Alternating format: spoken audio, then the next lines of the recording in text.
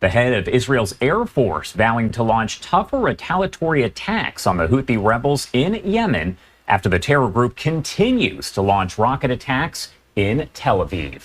Mark Chandler is the Director of Government Relations at Coastal Carolina University and a professor of practice that is also a former senior defense intelligence official. He joins us quite a bit here on Live Now from Fox. Mark, thank you so much for joining us to discuss this just a little bit further. You're welcome, Josh. Good morning to you. Good morning. Well, first off, I do want to ask, because we're hearing a lot more about these Houthi attacks on Israel. Are they ramping up? Are the Houthi terrorists, the Houthi rebels there, ramping up their attacks on Israel? Well, Josh, I don't know if I would so much characterize it as ramping up their attacks. They've conducted over 300 attempted attacks throughout the past year since Hamas invaded Israel. So when you go and look at what the Houthis have done, they've had about 200 on Israel itself with ballistic missiles and UAVs. But what I would characterize it, if you look at this, I would say they're getting more accurate and they're focusing their attacks.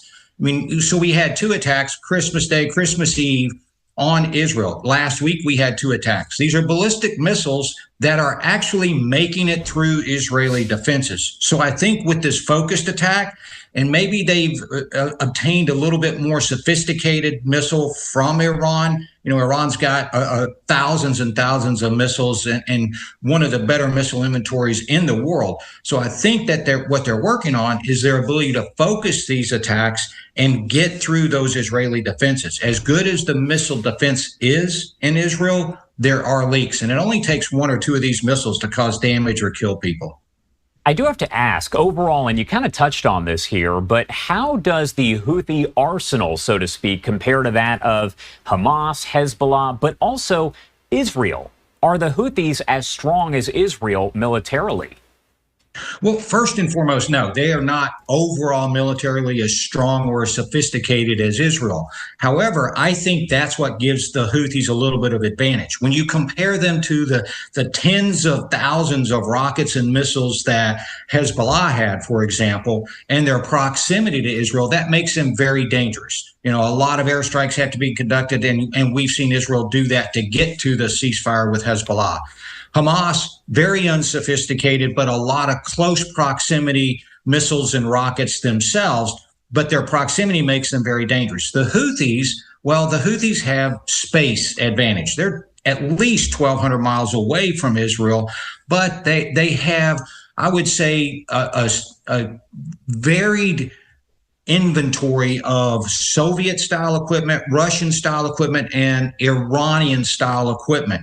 You have to realize that the Houthis have been in a civil war for 10 years, and the Saudis had attacked the Houthis for almost those same 10 years.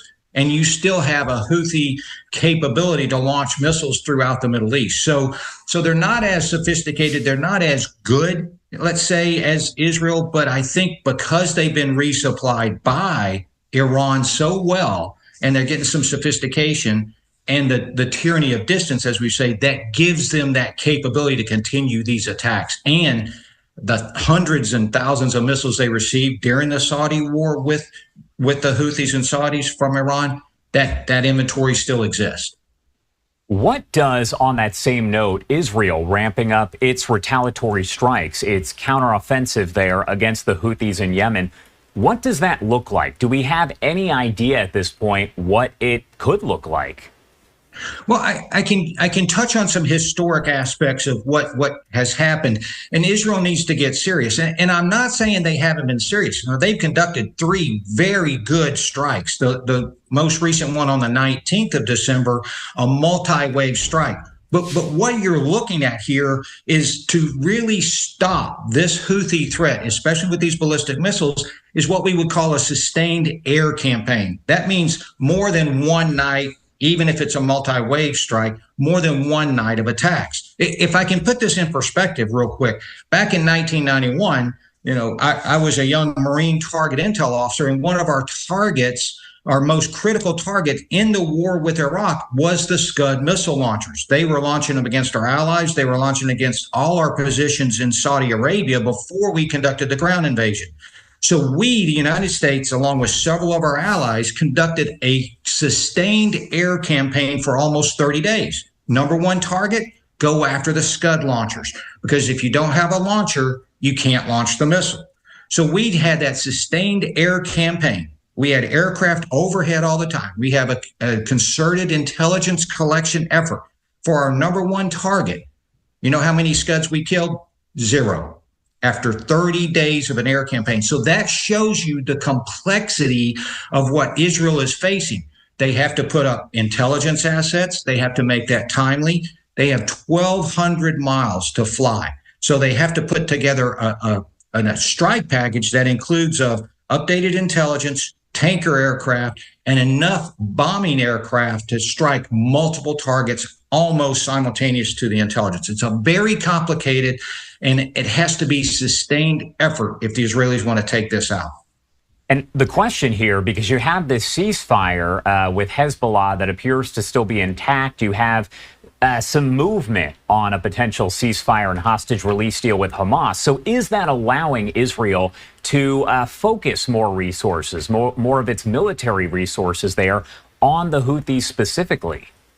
That's a great question, Josh. And one, I want to draw a distinction between the types of fighting that Israel finds itself in. So it's a predominantly ground campaign in both Gaza and up in southern Lebanon. We had the ceasefire, so we're pulling that out. But those have been ground forces supported with airstrikes.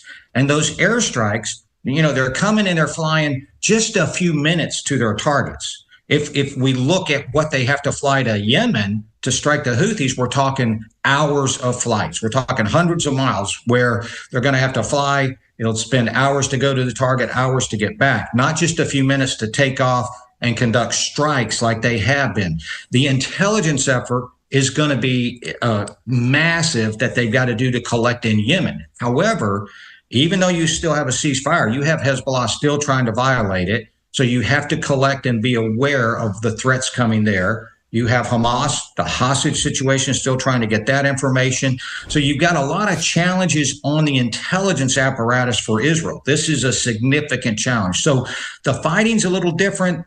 It's going to expand. I don't know if it opens up as much freedom for Israel to act militarily by relieving some of the pressure. And don't forget, Iran remains a viable threat throughout the region. And you've got to destabilize Syria right now. Does the U.S. step in? Does the U.S. involvement change in the strikes on the Houthis? Because we remember that the Houthis have been designated a terrorist organization by the U.S. So what is the U.S. role there? Do they take a more active role? Well, I can't speak to what the current or the future administration will do. However, militarily, what my opinion would be is the U.S. must step in at this time. We have to provide at least intelligence support to the Israelis. And what I would charge is that we do some sort of coordination planning. And why would we do that? One, I talked about the Desert Storm challenge of hunting missiles down and trying to stop an enemy across a vast landscape. So when I look at that, intelligence is required, but this airspace deconfliction. The United States, unfortunately, we had a friendly fire incident and shot down one of our own F-18s last week. So let's imagine that we have U.S. aircraft flying, and then we have Israeli aircraft flying, and they're going after some of the same targets because we didn't coordinate that in advance. So there's a lot of confusion that can happen in that airspace.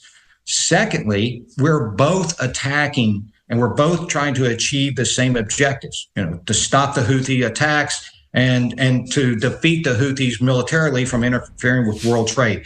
If we work together, if we deconflict our efforts, I think that'll create a better synergy on the military landscape to go against the Houthis. So, yeah, I'm not looking for war, but I would advocate, since we're already there, let's do a better planning and coordination effort with one of our allies. One thing that's incredibly interesting is we heard from Iran's supreme leader, and he said now that they don't need Hamas, Hezbollah, the Houthis, the Iranian proxies there to fight against Israel. Does that make sense? Because it sounds as though they had been saying, yes, they're fighting alongside them. Now they're saying they don't even need them. What does all of that mean? What do you make of all of that? Well, I think that's some typical Iranian bluster, Josh, to be honest with you, because for decades, they have touted the partnership with their proxies all throughout the region, the Houthis, Hamas, Hezbollah, the Shia militia in both Syria and Iraq. I think what you're seeing is that bluster coming from Iran trying to push back on really Iran has been beaten back in Syria, beaten back by the losses that Hezbollah has taken, that Hamas has taken. And so when you look at that, at one moment they're reaching out diplomatically, at the next moment they're trying this bluster. At one moment they're saying they're not going to pursue nuclear weapons. The next moment they say it's their right and they will continue to pursue nuclear weapons. I would argue that right now Iran is at its weakest point in decades, both militarily and perhaps politically. They're facing challenges, so they have to try to put on this face, if you will. But if anything was going to happen, or if anyone needed to take military advantage of Iran, now is the time to do it, especially if they start to make a dash or a push for nuclear weapons. That, now is the time to act, if someone was going to, and I'm not advocating that at this time. Yeah, and there's a lot of concern about the nuclear weapons, a nuclear bomb, things of that nature within Iran. So that's a question that we're going to continue to follow here as we get more developments from the IAEA. All right, Mark Chandler, anything else you want to add here before I let you go? Well, Josh, we talked about this, and this interview just covered a lot of the threats across the region. So when we look at that, we're transitioning. It's just 20-something days or less, actually, before we have a new administration. That administration is going to inherit a chaotic Middle East. And so when you look at that, they have to go in with a strategic approach on day one. And that is something that the Biden administration just failed to do until the end. And you can't, at the end of time, start to look strategically. So the Trump administration has to go in for that, has to put down what we're going to do and re-engage us militarily and diplomatically and create that environment for a positive U.S. involvement there. And that's not going to be easy, especially with how Syria is fractured, and we don't know how that's going to make up. And then the Middle East isn't his only challenge that he's going to face. You look at the war in the Ukraine, and you look at what China's doing in North Korea and Iran nuclear weapons that we just discussed. So a lot of chaos is going to be coming in the next few weeks. That's going to end of administration and a beginning of administration coming in. So it's a lot to look for. Yeah, and we'll be watching very closely. Mark Chandler, thank you so much, as always, for being here with us today. We appreciate it. You're welcome, Josh. Glad I could be here. Hopefully I helped a little bit, and have a great day. You always do. Thank you so much.